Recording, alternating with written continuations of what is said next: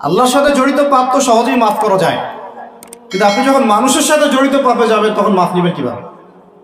মনে করেন এক ভাই আরেক ভাইকে বললো যে তুই চোর, নাউজুবিল্লাহ। এখন সে বেচারা চুরি করে নাই, কিন্তু আপনি বলে ফেলছেন, কথাটা মুখ দিয়ে বের হয়ে গেছে, ওর মনে আঘাতও লাগছে। এখন বেচারা আপনাকে মাফ করে নাই মনে মনে, কাল কিয়ামতে ওর হক না দিয়ে আপনি পুলসিরাত পার হতে পারবেন না। আল্লাহু আকবার।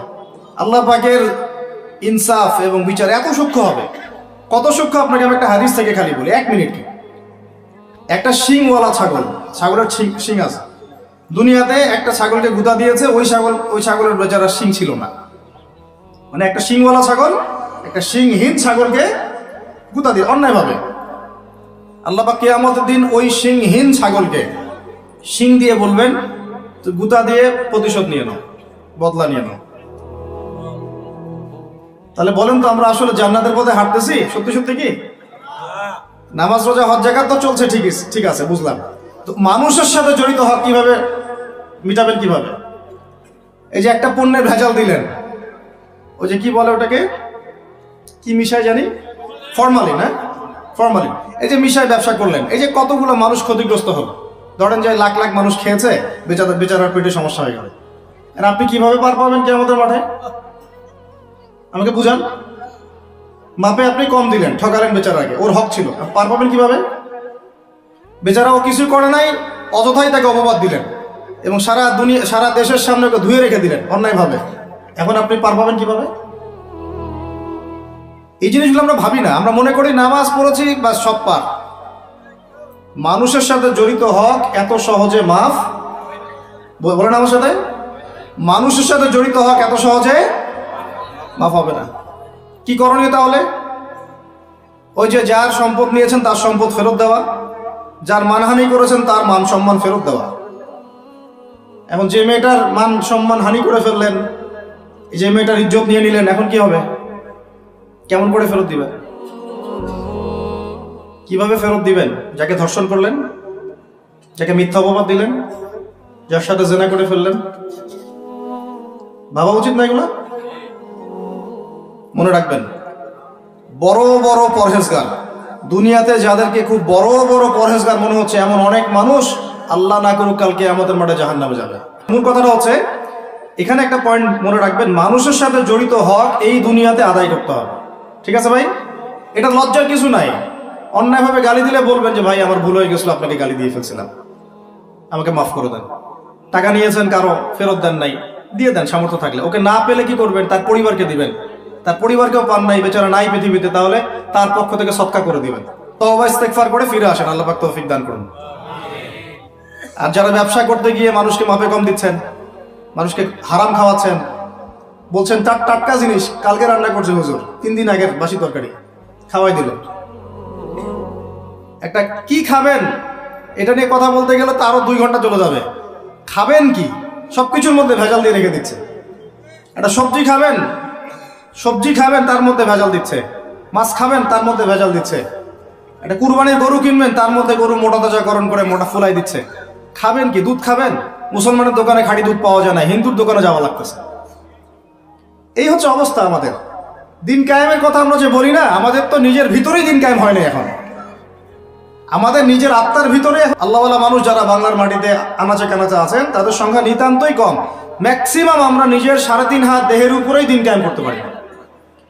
আল্লাহ পাক আমাদেরকে কথাগুলো বোঝার তৌফিক দান করুন। আস্তে আস্তে সব তো নিউট্রালাইজেশন হয়ে গেল।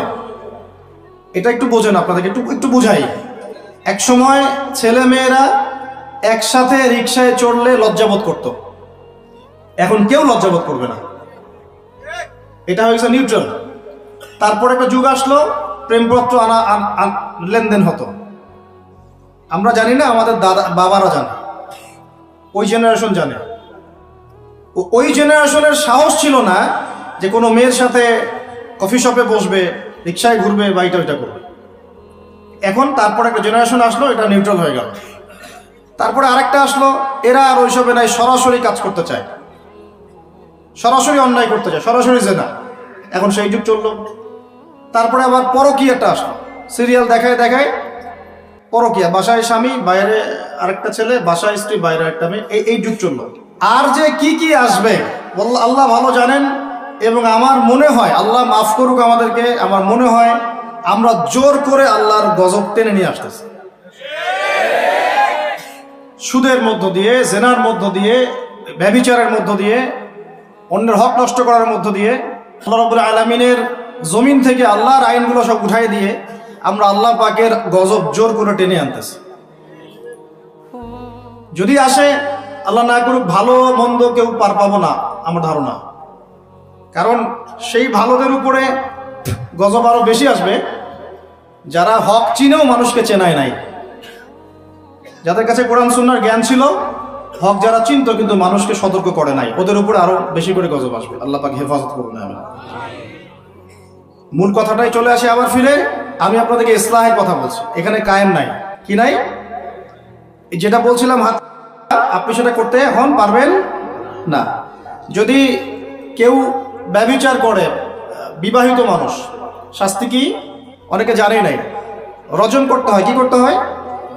মাটিতে অর্ধেক কোমর পর্যন্ত পুঁতে ফেলে পাথর নিক্ষেপ করবে এবং একদল মানুষ তা দেখবে।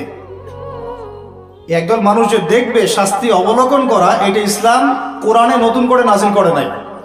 প্রাচীন গ্রিক দর্শনগুলো পড়ে দেখবেন, ওই অ্যারিস্টটলদের যুগ যেটা ছিল, ওই যুগেও শাস্তি সামাজিকভাবে দেওয়া হতো, সবাইকে দেখিয়ে দেওয়া হতো। এতে একটা ভালো ইম্প্যাক্ট পড়ে। কেমন ইম্প্যাক্ট পড়ে? যদি চোরের হাতটা কাটে না সবাই দেখে 10 জন, ওই 10 জন জীবনে কাজ করতে যাবে না।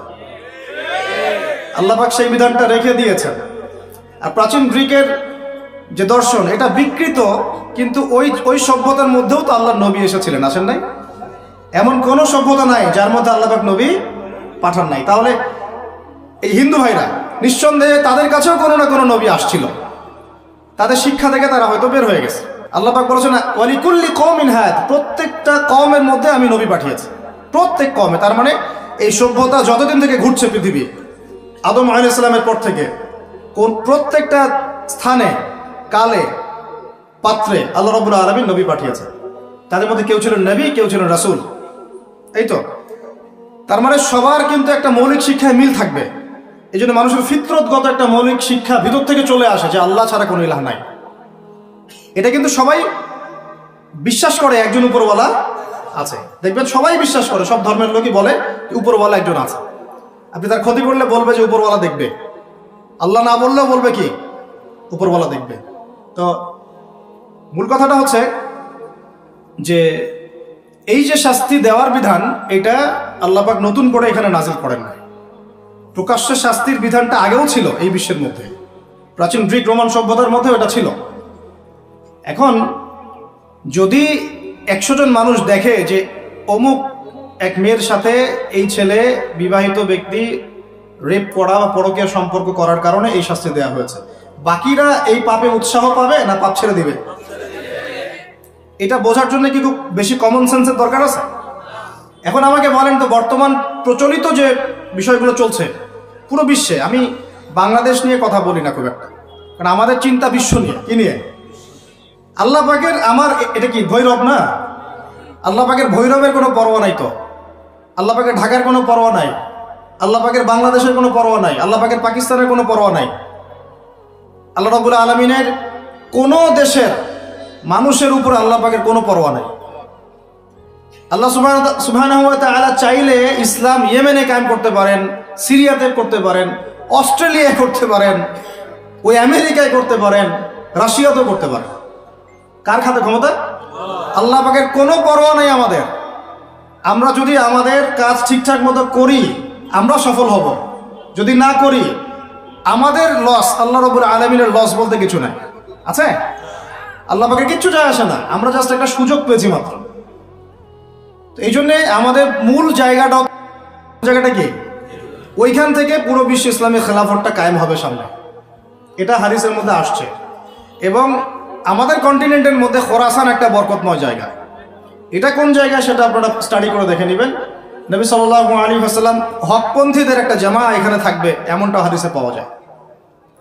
এবং তারা যুদ্ধ করতে করতে করতে করতে শেষ পর্যন্ত বাইতুল মুকাদ্দাস জয় করবে ইনশাআল্লাহ। এটা হতে যাচ্ছে। তাহলে আমরা কিন্তু হকের অনেক কাছাকাছি আছি। আমরা যদি সুযোগ নষ্ট করি, এটা আমাদের ব্যর্থতা। আল্লাহ পাকের কোনো কিছু যায় আসে না। আপনি সেজদা করেন বা না করেন। একজন আলেম আমাকে বলেছিলেন, ওনার কাছে দার্স নিচ্ছিলাম, উনি বলছিলেন যে এই যে রাস্তার মধ্যে আমরা যখন হাঁটি, একটা পোকা পড়ে আছে, ধরেন একটা ফল পড়ে আছে, ফলের মধ্যে পোকা ধরে গেছে, বাজার করতে গিয়েছেন একটা ফল দেখছেন ওর মধ্যে পোকা পড়ে গেছে, মাইক্রোস্কোপ দিয়ে দেখেন ব্যাকটেরিয়া আছে না নাই, আছে না? ওরা পর্যন্ত আল্লাহর তাসবিহ পাঠ করে, সুবহানাল্লাহ। তো আল্লাহ পাক তো আমার নামাজের মুখাপেক্ষী না, আল্লাহ পাক তো আপনার নামাজের মুখাপেক্ষী না। আপনি পড়ছেন না, আপনি হতভাগা। আসমান জমিনে সবাই আল্লাহর তাসবিহ পাঠ করছে। আমার আল্লাহ এত বড়, আমাদের আল্লাহ এত বড়, এত মহান, পুরো মহাবিশ্বের সমস্ত সৃষ্টি আল্লাহর তাসবিহ পাঠ করছে। আমরা না করলে কি যায় আসে? আমরা তাসবিহ তাহলিল না করলে, কোরআন তেলাওয়াত না করলে, সালাত না পড়লে, তাহাজ্জুদ গোজার না হলে, হালাল না খাইলে আল্লাহ পাকে কিছু যায় আসে না? যায় আসে? এটাই যদি ফিল করেন তাহলে ইনশাআল্লাহ আপনি মাথাটা নত করে আল্লাহর কাছে ফিরে আসবেন। সেই অনুভূতিটা জাগ্রত করার চেষ্টা করছে। আরেকটা অনুভূতি নেবেন বাসায় গিয়ে। এবার এগুলো আমরা ভাবি, এভাবে ভাবার চেষ্টা করি। এই যে আমরা এখানে বসে আছি, ধরেন 5,000 মানুষ, কথার কথা, মনে করেন আমরা কেউই দুনিয়াতে নাই। এই দুনিয়ার ঘূর্ণন থেমে যাবে কি না? থেমে যাবে? এই দুনিয়া ঘুরবে না ঘুরবে না? রাত দিন আসবে না আসবে না? আমাদের পরিবার থাকবে না থাকবে না? মাঝখান থেকে আমরা আমাদের সময়টা এবং সুযোগটা নষ্ট করলাম।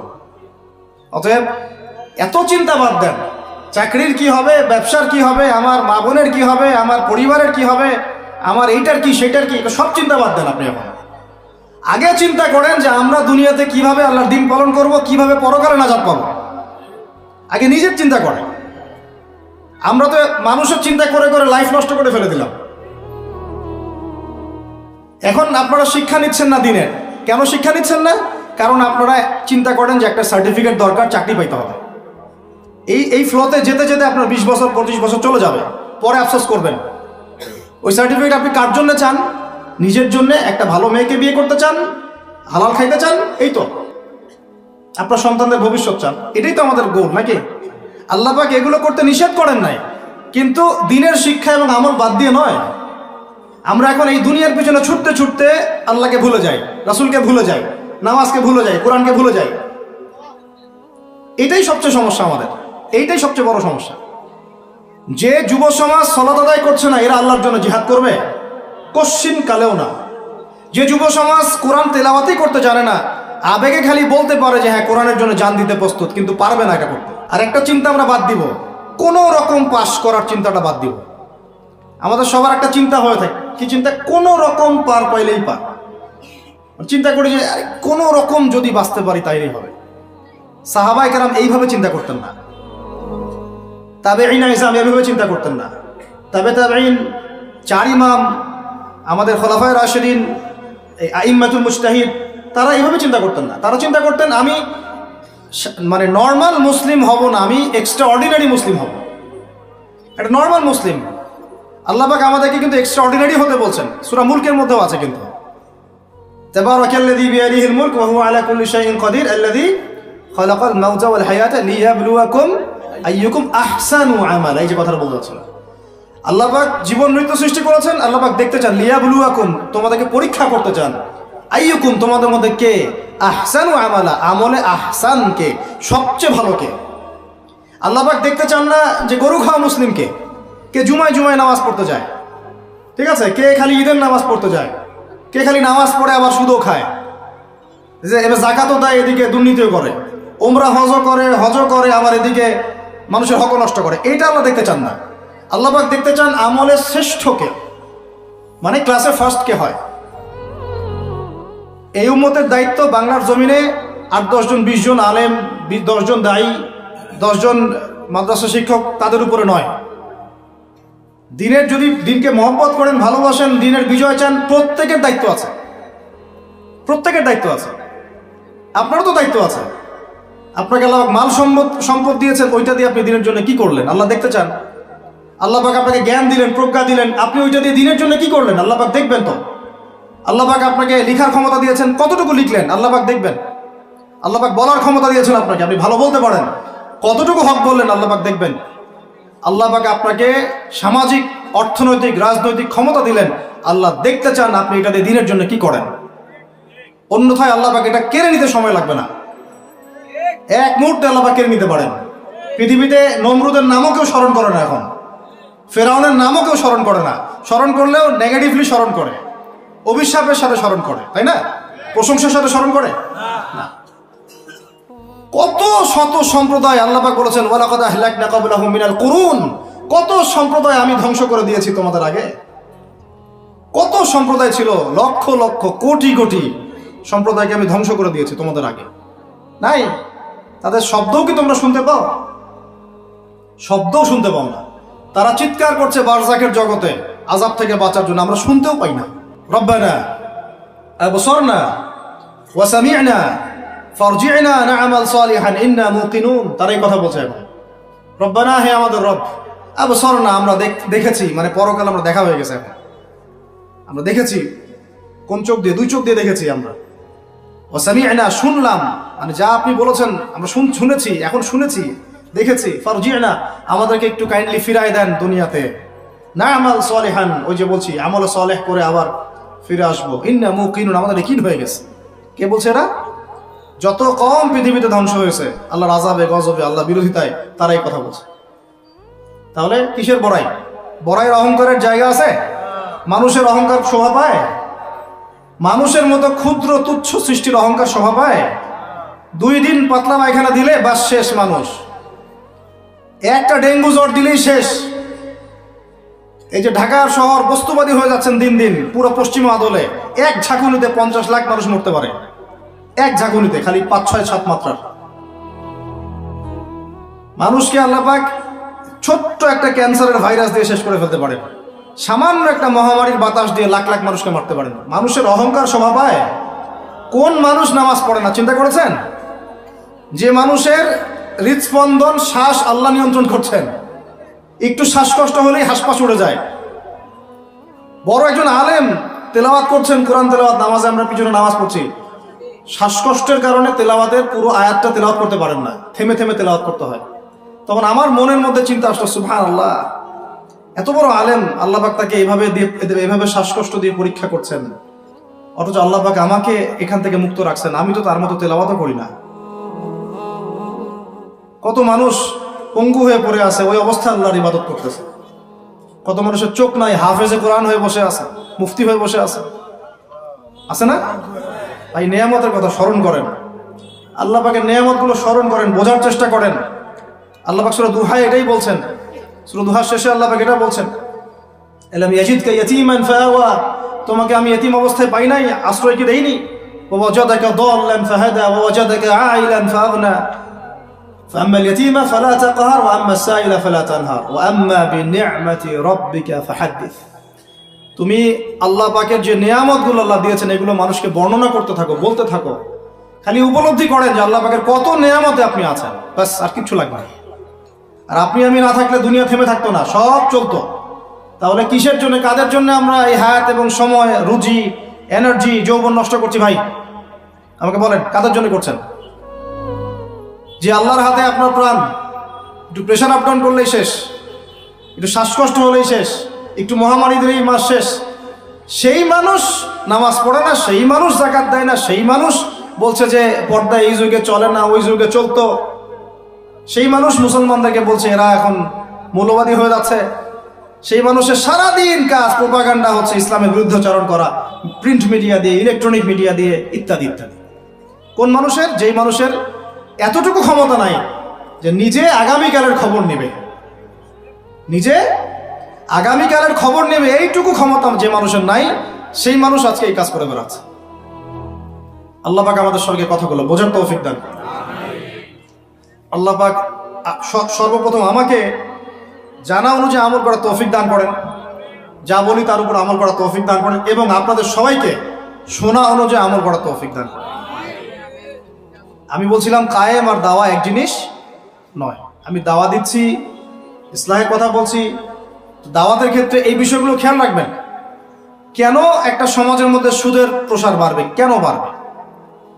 কেন একটা সমাজের মধ্যে, মুসলিম সমাজে খ্রিস্টান মিশনারিরা অবাধে দাওয়াতি কাজ করবে এবং দলে দলে মানুষকে খ্রিস্টান বানাবে? কেন?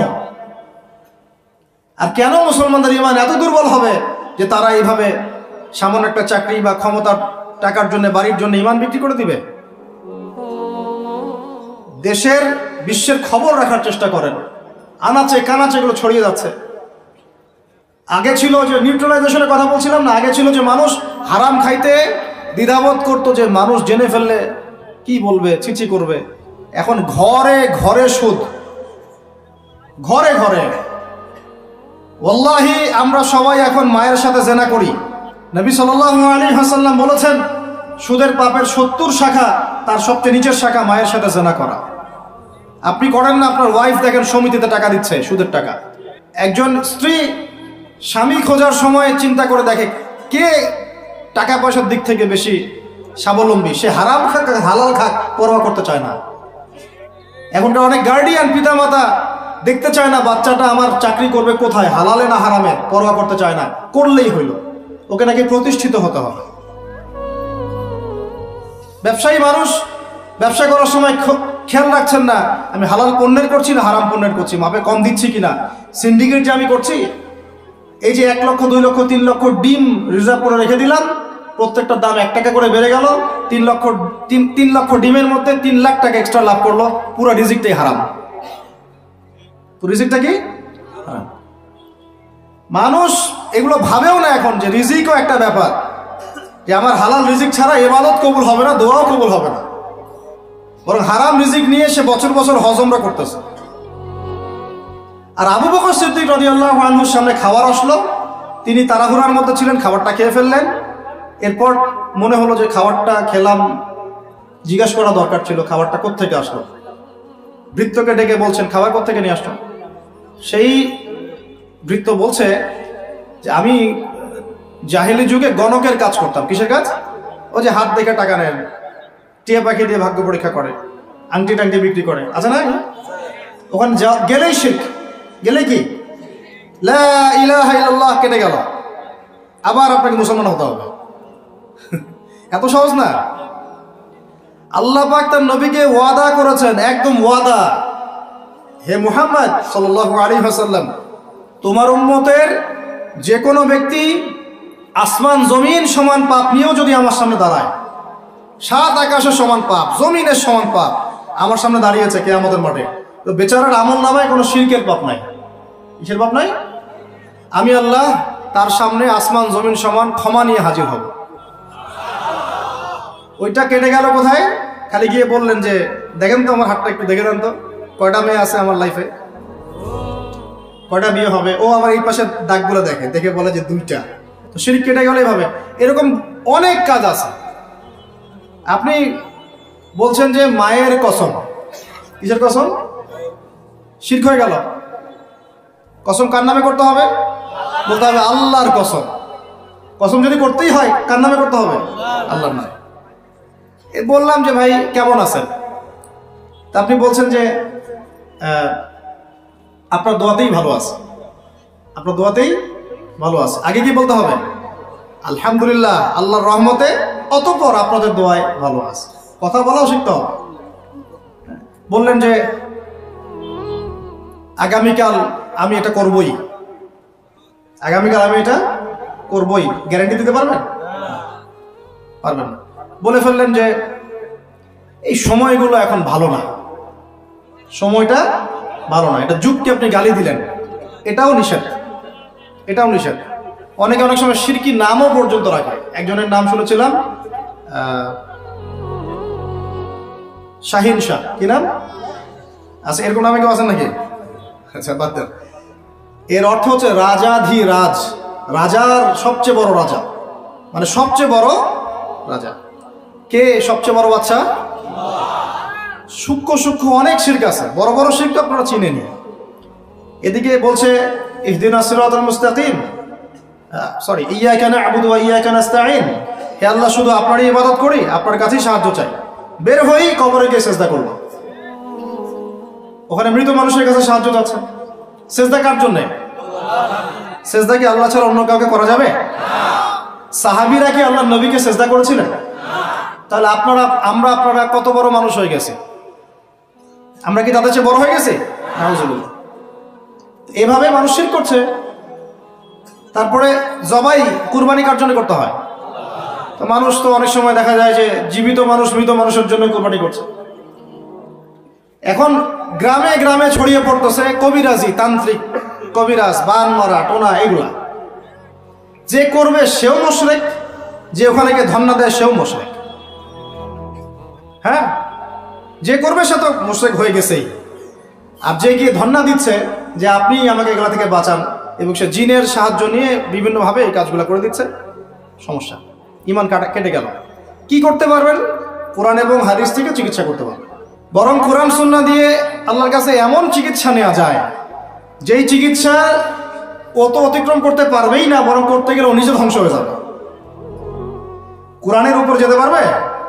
এগুলো দিন দিন বাড়তেছে। আমি আপনাদেরকে কিছু চিকিৎসা বলে দিই, এগুলো আমল করলেন ইনশাআল্লাহ আল্লাহ পাক আপনাদেরকে হেফাজত করবেন ইনশাআল্লাহ। 1 নাম্বার তো নামাজ তো অবশ্যই পড়বেন, পবিত্র থাকবেন ওযু অবস্থায়। 3 নাম্বার আয়াতুল কুরসি পড়বেন, আয়াতুল কুরসি। কোন সূরা আছে এটা? সূরা বাকারার 255 নম্বর আয়াত, আয়াতুল কুরসি। আর পড়বেন সূরা বাকারার শেষের 3 আয়াত, সূরা বাকারার শেষের 3 আয়াত। এর আগে সূরা ফাতিহা আছে, তারপরে পড়বেন সূরা ফালাক, নাস, ইখলাস, কাফিরুন। সূরা ফালাক, নাস, ইখলাস, কাফিরুন। পড়বেন সূরা জিনের প্রথম 10 আয়াত। কোন সূরা?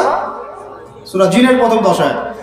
পারলে পুরা সূরা ইয়াসিন, সূরা ইয়াসিন। তারপর সূরা সফফাত এর প্রথম 10 আয়াত, এর সাথে সূরা কাহাফের প্রথম 10 আয়াত। তারপরে সূরা তাহা, সূরা ইউনুস আর সূরা আরাফ। এই 3টা সূরায় জাদু, বান, টোনার এগুলোর বিরুদ্ধে কিছু আয়াত আছে। যেমন قالوا يا موسى إما أن تلقي وإما أن نكون أول من ألقى قال بل ألقوا فإذا حبالهم وعصيهم يخيل إليه من سحرهم أنها تسعى فأوجس في نفسه خيفة موسى قلنا لا تخف إنك أنت الأعلى وألق ما يمينك تلقف ما صنعوا إنما صنعوا كيد ساحر ولا يفلح الساحر حيث أتى। মানে এগুলো অর্থ জানলে আপনারা বুঝবেন। এগুলো পড়লে এগুলো একদম লোহার তরবারি দিয়ে যেমন আঘাত করা হয়, এভাবে আঘাত করা হয়, সব শেষ হয়ে যাবে ইনশাআল্লাহ তাআলা, ইনশাআল্লাহ। কেউ যদি এগুলোতে আসক্ত থাকেন, এটা শিরক। এটা কি?